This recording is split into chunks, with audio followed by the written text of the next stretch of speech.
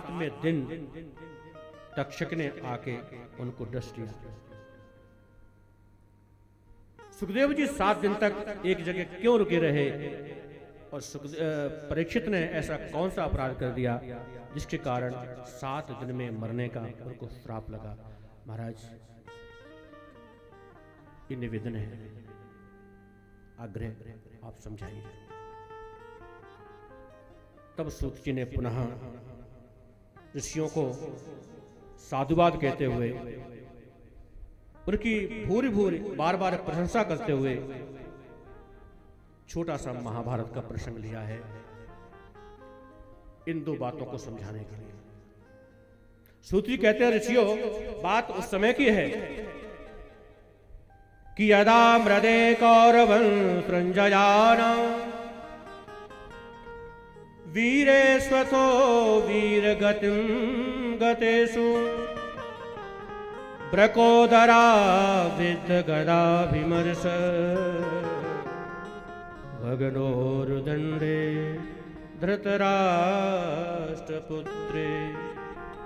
भगनोरुदण्डे धृतराष्ट्रपुत्रे। बात उस समय की है, धर्म क्षेत्र कुरुक्षेत्र में संपत्ति विवाद के कारण एक युद्ध चल रहा है कौरव और पांडवों के बीच में। वो धर्म युद्ध है। हमारे आज के समय की लड़ाई नहीं, वो युद्ध है। मारकाट वहां भी हुई, लेकिन उस युद्ध को धर्म की उपाधि दी गई। वो धर्म युद्ध था। धर्म इसलिए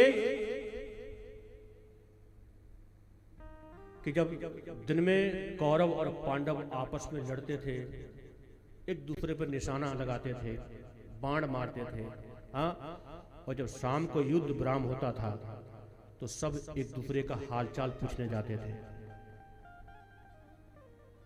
तुमको कहीं चोट तो नहीं लगी? यदि कोई युद्ध में मारा जाता तो कौरव और पांडव सब मिलकर शोक सभा करते। इसलिए धर्म युद्ध है। यहां तक कथा आती है महाभारत में कि एक बार दुर्योधन को यक्ष पकड़ के ले गए और दुर्योधन को मार रहे थे, मार ही दिए थे मानो। पांडवों को जब मालूम पड़ा कि दुर्योधन को यक्ष पकड़ के ले गए, वो मारना चाहते हैं, तो पांडव तुरंत दुर्योधन को छुड़ाने के लिए गए। आज के समय का कोई भाई होता तो कहता ठीक है मरने दो, ये इसी लायक मर जाने दो, मरने दो, लेकिन नहीं, पांडव गए हैं और दुर्योधन को उन यक्षों को छुड़ा के ले आए।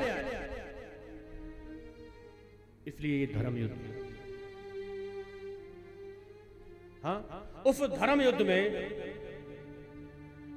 गांधारी के 100 पुत्र हैं, 99 पुत्र मारे जा चुके थे, 100वां पुत्र दुर्योधन आज भीम के गदा प्रहार से कुरुक्षेत्र के मैदान में अपने जीवन की अंतिम सांसों को पूरी कर रहा है। वो मरने वाला है।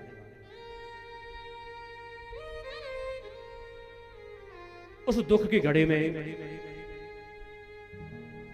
दुर्योधन का मित्र अश्वत्थामा आया है और अश्वत्थामा ने अपने मित्र की दशा देखकर, मित्र मेरे रहते हुए ये दशा तुम्हारी किसने बनाई? इतना दुख तुमको किसने दिया है?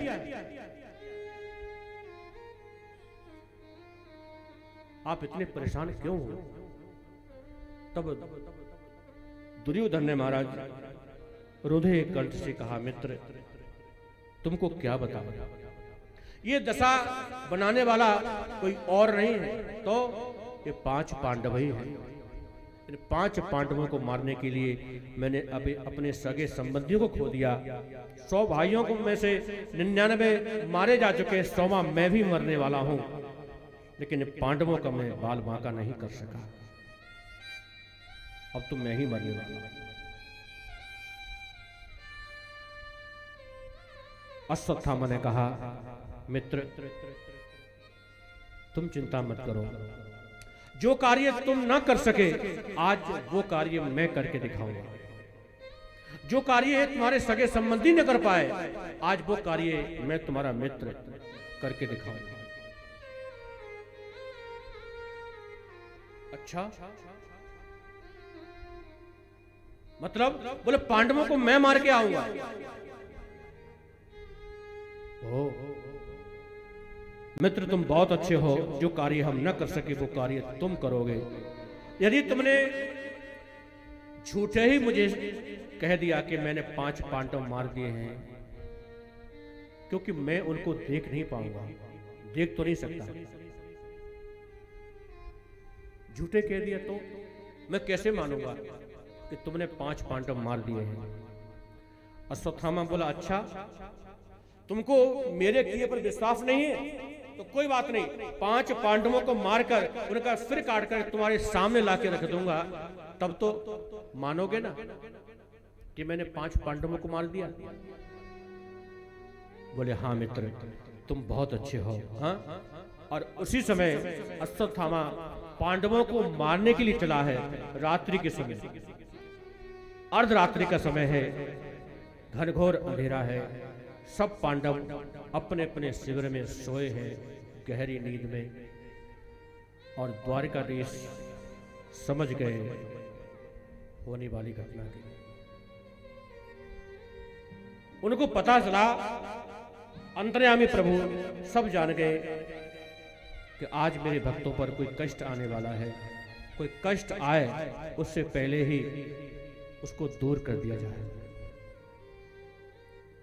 सोए थे पांडव और भगवान अर्जुन के पास गए, उठाया अर्जुन को, अर्जुन उठ जाओ। अर्जुन की जब नींद खुली, सामने द्वारकाधीश हैं और बोले, प्रभु इतनी रात गए, आपको नींद नहीं आई, आप सोए नहीं? हाँ? भगवान बोले, अर्जुन तुमको नींद आ रही है और मुझे तुम्हारी मौत दिखाई दे रही है, तुम्हारी मौत आने वाली है। अर्जुन बड़ी जोर से हंसे और बोले, द्वारकाधीश अब मौत आए या जीवन रहे, हम मरे या जिए, हमें कोई परवाह नहीं है। क्यों? क्योंकि जीवन की बागडोर अब तुम्हारे हाथों में हमने सौंप दी है। बनेगी तो तुम्हारी और बिगड़ेगी तो तुम्हारी। हमने तो सब कुछ तुमको माना है, तुमको सौंप दिया, हमें काहे की चिंता, हम तो ऐसे ही सोएंगे। और जो अपने जीवन की चिंताओं को, अपने जीवन की समस्याओं को भगवान के आगे छोड़ देता है, बोले तू ही जाने भाई, हमें कोई चिंता नहीं।